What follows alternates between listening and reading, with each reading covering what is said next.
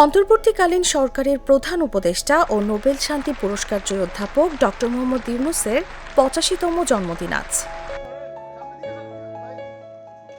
১৯৪০ সালের এই দিনে চট্টগ্রাম জেলার হাটহাজারী উপজেলার শিকারপুর ইউনিয়নের বাথুয়া গ্রামে জন্মগ্রহণ করেন তিনি।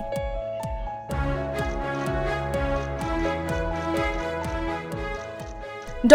মোহাম্মদ ইউনূসের পিতা দুলা মিয়া সওদাগর ছিলেন একজন মহুরী এবং মাতা সুফিয়া খাতুন ছিলেন একজন গৃহিণী।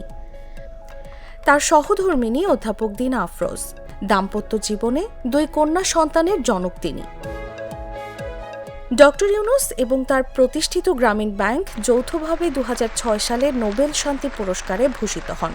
তিনিই প্রথম বাংলাদেশি হিসেবে এই সর্বোচ্চ আন্তর্জাতিক স্বীকৃতি অর্জন করেন। নোবেল ছাড়াও তিনি বিশ্ব খাদ্য পুরস্কার সহ বহু জাতীয় ও আন্তর্জাতিক সম্মাননায় ভূষিত হয়েছেন, যা তাকে বিশ্ব মঞ্চে একজন মানব কল্যাণে নিবেদিত সামাজিক উদ্যোক্তা হিসেবে প্রতিষ্ঠা দিয়েছে।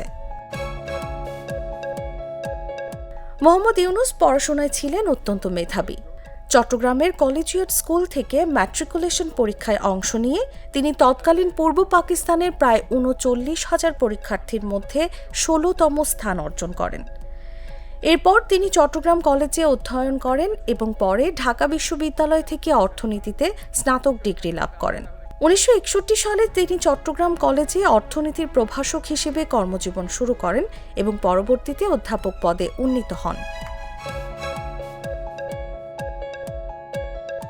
১৯৬৫ সালে তিনি ফুলব্রাইট স্কলারশিপে যুক্তরাষ্ট্রে উচ্চশিক্ষার সুযোগ লাভ করেন।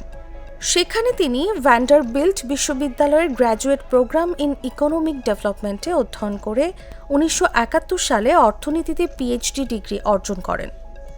তিনি যুক্তরাষ্ট্রের মিডল টেনেসি স্টেট ইউনিভার্সিটিতে অর্থনীতির সহকারী অধ্যাপক হিসেবে যোগ দেন।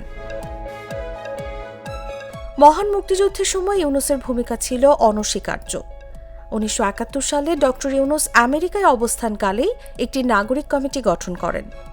অন্যান্য প্রবাসী বাংলাদেশিদের সঙ্গে মিলে বাংলাদেশ ইনফরমেশন সেন্টার পরিচালনার মাধ্যমে যুক্তরাষ্ট্রে মুক্তিযুদ্ধের পক্ষে জনমত ও সমর্থন গড়ে তোলায় গুরুত্বপূর্ণ ভূমিকা পালন করেন তিনি। দেশ স্বাধীন হওয়ার পর ১৯৭৪ সালে দুর্ভিক্ষের প্রেক্ষাপটে ড. মোহাম্মদ ইউনূস দারিদ্র্য ও সামাজিক বৈষম্যের বিরুদ্ধে লড়াই শুরু করেন। সে সময় তিনি গ্রামীণ অর্থনৈতিক প্রকল্প চালু করেন, যার মূল লক্ষ্য ছিল দরিদ্র জনগোষ্ঠীকে আর্থিক সহায়তা প্রদান। ১৯৭৬ সালে চট্টগ্রামের পার্শ্ববর্তী জোবরা গ্রামে পরীক্ষামূলকভাবে গ্রামীণ ব্যাংক প্রকল্প চালু করা হয়। পরবর্তীতে ১৯৮৩ সালে এই প্রকল্পটি আনুষ্ঠানিকভাবে গ্রামীণ ব্যাংক হিসেবে প্রতিষ্ঠিত লাভ করে। গ্রামীণ ব্যাংক মডেল আজ বাংলাদেশের সীমানা পেরিয়ে বিশ্বব্যাপী স্বীকৃতি পেয়েছে। বাংলাদেশের বাইরে আমেরিকা সহ প্রায় ৪০টি দেশে এই মডেল অনুসরণ করা হচ্ছে। ১৯৮৭ সালে তিনি স্বাধীনতা পুরস্কার পান। শুধু তাই নয়, তিনি সেই অল্প সংখ্যক ব্যক্তির একজন যিনি নোবেল শান্তি পুরস্কার, যুক্তরাষ্ট্রের প্রেসিডেন্সিয়াল মেডেল অফ ফ্রিডম এবং কংগ্রেশনাল গোল্ড মেডেল এই ৩টি মর্যাদাপূর্ণ আন্তর্জাতিক সম্মাননা অর্জন করেছেন। গেল বছরের জুলাই মাসে ক্ষমতাচ্যুত শেখ হাসিনা পালিয়ে ভারতে আশ্রয় নেন। এর পরপরই ৮ আগস্ট ড.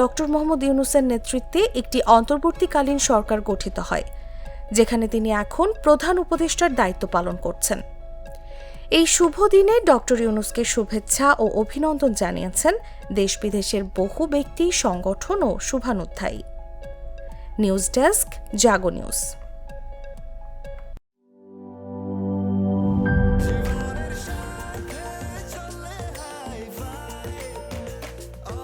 স্বাস্থ্যকর অল টাইম, সব সময় অল টাইম হেলদি লাইফ।